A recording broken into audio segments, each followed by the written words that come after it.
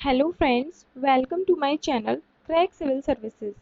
Friends, इस video series में हम मॉडर्न इंडियन हिस्ट्री डिस्कस कर रहे हैं। इससे पहले मैंने आप लोगों को 25 लेसन्स प्रोवाइड करा दिए हैं। अगर आप लोगों ने उन लेसन्स को अभी तक नहीं देखा है तो प्लीज़ देख लीजिएगा। आप लोगों के मॉडर्न इंडियन हिस्ट्री के सभी टॉपिक्स कवर हो जाएंगे और वो लेसन्स आप लोगों के एग्जामिनेशन पॉइंट ऑफ व्यू से बहुत ज़्यादा इंपॉर्टेंट है। फ्रेंड्स, अगर आप लोग सिविल सर्विसेज की तैयारी कर रहे हैं या फिर गवर्नमेंट जॉब एग्जामिनेशंस की तैयारी कर रहे हैं तो आप लोग हमारे चैनल को सब्सक्राइब कर लीजिए। यहाँ से आपको रेगुलर बेसिस पर वैल्यू एडिड कंटेंट मिलता रहेगा। अगर आप लोगों को कंटेंट की क्वालिटी जाननी है तो इस वीडियो को लास्ट तक देखिएगा, आप लोगों को डिफरेंस पता चल जाएगा। तो फ्रेंड्स, आज का हमारा टॉपिक है differences arouse between moderates and extremist. हमारे जो एक्सट्रीमिस्ट लीडर्स हैं और मॉडरेट लीडर्स हैं उनके बीच कुछ डिफरेंसेस आ गए थे। आज हम उन्हीं सब चीज़ों के बारे में पढ़ेंगे। फ्रेंड्स, ये मेरे बारे में इंफॉर्मेशन है, एक बार आप लोग देख लीजिए। मेरा सिलेक्शन वर्क ऑफिसर की पोस्ट पर हुआ है यूपीपीसीएस 2017 वाले एग्जामिनेशन में। मैं एक online content writer end developer भी हूँ। मैं एडुकेटर भी हूँ अनअकैडमी पर। उसके अलावा मैंने कई एग्जामिनेशंस क्लियर किए हैं। फ्रेंड्स, मेरा मोटिव यहाँ पर यही है कि मैं आप लोगों के साथ अपने एक्सपीरियंसेस शेयर करती रहूँ और एक ऐसा वैल्यू एडिड कंटेंट आप लोगों को प्रोवाइड कराती रहूँ जो आपके एग्जामिनेशन पॉइंट ऑफ व्यू से बहुत ज़्यादा इंपॉर्टेंट हो और आप लोगों को एग्जामिनेशन क्लियर करने में मदद कर सके। फ्रेंड्स, अगर आप लोगों को इस कंटेंट की पीडीएफ चाहिए, ये जो मैं आप लोगों के लिए वीडियो लेकर आई हूँ इसकी पीडीएफ चाहिए तो आप लोग हमारा टेलीग्राम चैनल ज्वाइन कर लीजिए। लिंक मैंने डिस्क्रिप्शन बॉक्स में प्रोवाइड करा दिया है। टेलीग्राम चैनल पर आप लोगों को सभी पीडीएफ अवेलेबल करा दी जाएंगी। फ्रेंड्स, अब हम हाइलाइट्स देख लेते हैं। लास्ट वीडियो में मैंने आप लोगों को स्वदेशी मूवमेंट के बारे में पढ़ाया था। स्वदेशी मूवमेंट को हम एंटी पार्टीशन मूवमेंट के नाम से भी जानते हैं। फ्रेंड्स, जैसे जैसे स्वदेशी मूवमेंट बढ़ता चला गया, स्प्रेड होता चला गया, हमारे moderate leaders and extremist leaders के बीच में कुछ डिफरेंसेस आ गए, कुछ मतभेद हो गए। अब वो डिफरेंसेस किन किन चीज़ों को लेकर आए वो हम देखते हैं। मॉडरेट लीडर्स का ये मानना था कि जो हम स्वदेशी मूवमेंट चला रहे हैं और जो हम बॉयकॉट कर रहे हैं, बहिष्कार कर रहे हैं, वो दोनों चीज़ें हम सिर्फ बंगाल तक ही रखते हैं। स्वदेशी मूवमेंट को सिर्फ बंगाल में ही चलाया जाना चाहिए। और उनका ये भी मानना था कि जो हम बॉयकॉट कर रहे हैं, बहिष्कार कर रहे हैं, वो सिर्फ गुड्स का ही होना चाहिए, मतलब सिर्फ चीज़ों का ही बहिष्कार करना चाहिए। लेकिन एक्सट्रीमिस्ट लीडर्स ऐसा नहीं मानते थे। एक्सट्रीमिस्ट लीडर्स का मानना था कि स्वदेशी मूवमेंट पूरे भारत में चलाया जाना चाहिए। स्वदेशी मूवमेंट पूरे भारत में चलाया जाना चाहिए और जो हम बॉयकॉट कर रहे हैं, बहिष्कार कर रहे हैं, वो हर चीज़ का होना चाहिए, सिर्फ गुड्स का ही नहीं, हर चीज़ का। हर वो चीज़ जो ब्रिटिशर्स से रिलेटेड है उसका बॉयकॉट होना चाहिए, बहिष्कार होना चाहिए। फ्रेंड्स, इन सभी बातों के अलावा इस बात पर भी डिफरेंसेस आए कि कांग्रेस का प्रेसिडेंट किसे चुना जाना चाहिए। Ultimately extremist leaders and moderate leaders के बीच में कॉम्प्रोमाइज़ हुआ और कॉम्प्रोमाइज़ में दादा भाई नेहरू जी को 1906 के कलकत्ता सेशन का प्रेसिडेंट चुन लिया गया। दादा भाई नेहरू जी को एज अ कॉम्प्रोमाइज़ 1906 के कलकत्ता सेशन का प्रेसिडेंट चुन लिया गया। ये सेशन अपने आप में हिस्टोरिक था। ये सेशन अपने आप में इसलिए हिस्टोरिक था क्योंकि पहली बार कांग्रेस के प्रेसिडेंट ने स्वराज की डिमांड की। पहली बार इतिहास में कांग्रेस के प्रेसिडेंट ने स्वराज की डिमांड की थी।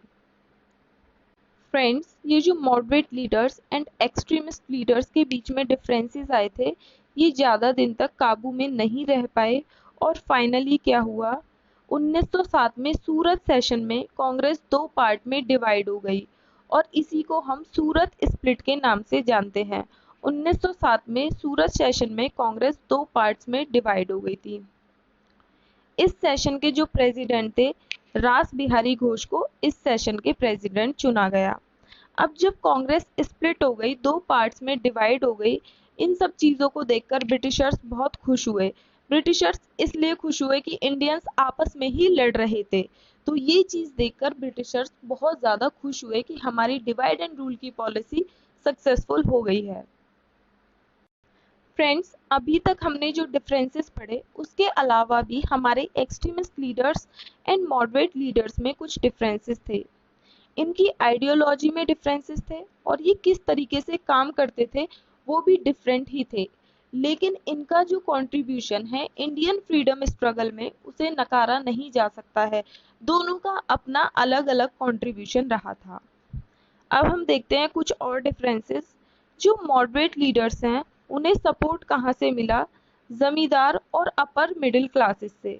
मॉडरेट लीडर्स को सपोर्ट मिला जमींदार से और अपर मिडिल क्लासेस से। लेकिन जो एक्सट्रीमिस्ट लीडर्स हैं उन्हें सपोर्ट कहाँ से मिला? Educated middle and lower classes से।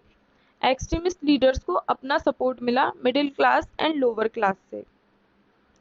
मॉडरेट लीडर्स की जो इंस्पिरेशन थी वो यूरोपियन हिस्ट्री और लिबरल आइडियोलॉजी थी।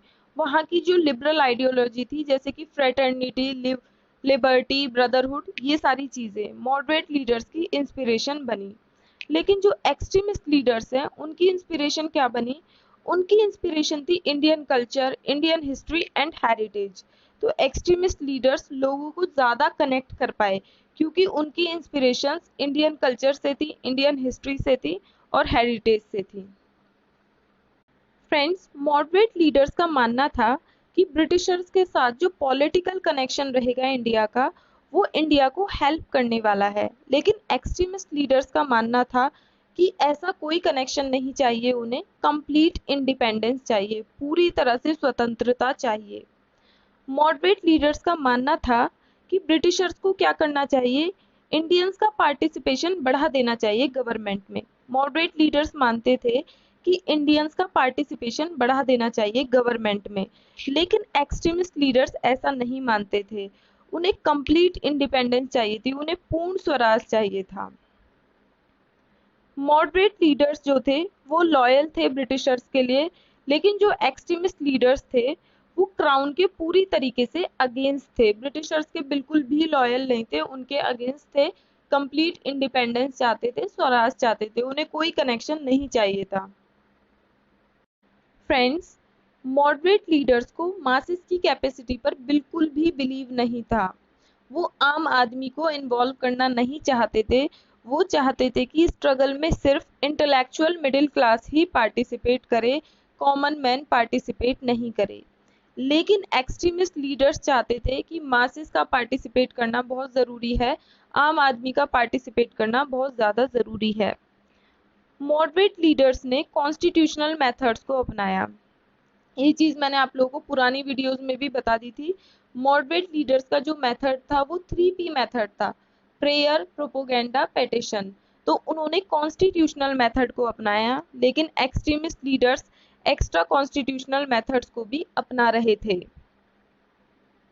तो फ्रेंड्स, आज हमने moderate leaders and extremist leaders की आइडियोलॉजी के बारे में पढ़ा, आइडियोलॉजिकल डिफरेंसेस के बारे में पढ़ा, लेकिन उनका अपना अपना कंट्रीब्यूशन था और हमने उनके कंट्रीब्यूशन के बारे में भी बात की।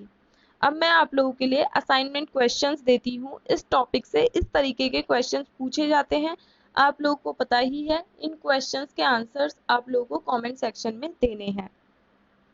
तो हमारा सबसे पहला क्वेश्चन है, Which of the following movement of Indian freedom struggle was associated with the moderate leadership of the Congress?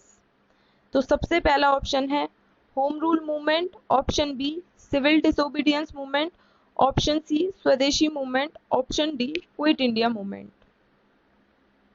Next question देखते हैं, When was Congress split into two groups, extremists and moderates? Option A 1905, option B 1906, option C 1907, option D 1908। Question number 3 is, in which session Congress split into two groups of moderates and extremists? Option number A Madras session 1887, option B Surat session 1907, option C Calcutta session 1906, option D Allahabad session 1888। तो friends, ये question तो बहुत important है, directly आप लोग से examination में पूछा जाएगा। Question number 4 is, Which of the following was not methodology of moderate leadership of Congress? Option number A, aim to end British rule. Option number B, aimed at administrative and constitutional reforms. Option number C, wanted more Indians in the administration and not to an end of the British rule. Option number D, all of the above. Friends ये UPSC में पूछा हुआ question है, इसलिए again बहुत important हो जाता है. Next question is the session of Congress of 1907 was held at the bank of which river? Option number A Sabarmati, option number B Loni, option number C Tapi, option number D Narmada. Next question is the Swadeshi and boycott adopted as the method of struggle for the first time during the option number A agitation against the partition of Bengal, option number B home rule movement, option number C non corporation movement, option number D visit of the Simon Commission to India. ये questions आप लोग easily answer कर पाएंगे अगर आप लोग मेरी videos के साथ बने हुए हैं. तो ये क्वेश्चंस वहीं से लिए गए हैं और फ्रेंड्स ये एग्जामिनेशंस में पूछे हुए क्वेश्चंस है, एक नहीं कई कई बार. आप लोगों को इन क्वेश्चंस के आंसर कमेंट बॉक्स में प्रोवाइड कराने हैं.